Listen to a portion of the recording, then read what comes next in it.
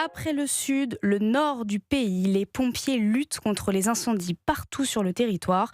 Un incendie ravage actuellement la forêt de Fontainebleau. Plus de 1000 hectares ont déjà été brûlés, 2 Canadair et plus de 500 pompiers sont mobilisés. Il est désormais le 3e plus gros feu dans la moitié nord de la France depuis 2006. Un nouveau départ de feu a été relevé à hauteur de l'autoroute A6. Le préfet de Seine-et-Marne a annoncé le déploiement de 2 nouveaux Canadair pour affaiblir ce feu qui n'est toujours pas fixé. On retrouve tout de suite notre correspondant européen Alexis Bourdon à Noisy-sur-École. Bonsoir Alexis. Bonsoir Hélène, bonsoir à tous. Malgré les moyens déployés, le feu gagne du terrain. Quel est le point de situation ? Eh bien, les plus de 800 pompiers mobilisés sont toujours à pied d'œuvre. Selon les secours, la situation est sous contrôle, mais l'incendie n'est toujours pas fixé.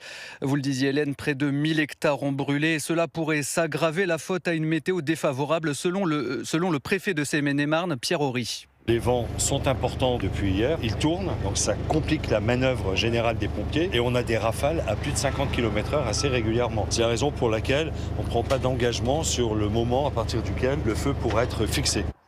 Pour le moment, aucune consigne d'évacuation généralisée donnée. Pourtant, par endroits, les pompiers demandent aux riverains de quitter leur maison.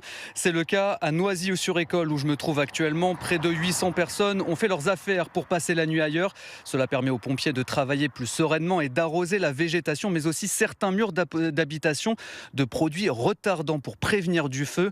Autour de moi, presque toutes les maisons sont vides, excepté celle de Danielle. La retraitée est décidée à passer la nuit chez elle. Pour l'instant, on n'est pas du tout obligé de partir, donc on va rester. Vous partirez que si on vous dit, madame, mettez vos affaires dans la voiture, Si on me dit on doit partir, je ne partirai pas forcément. J'aurai mes tuyaux d'arrosage prêts et j'aiderai. Qu'on veuille ou pas, je serai là.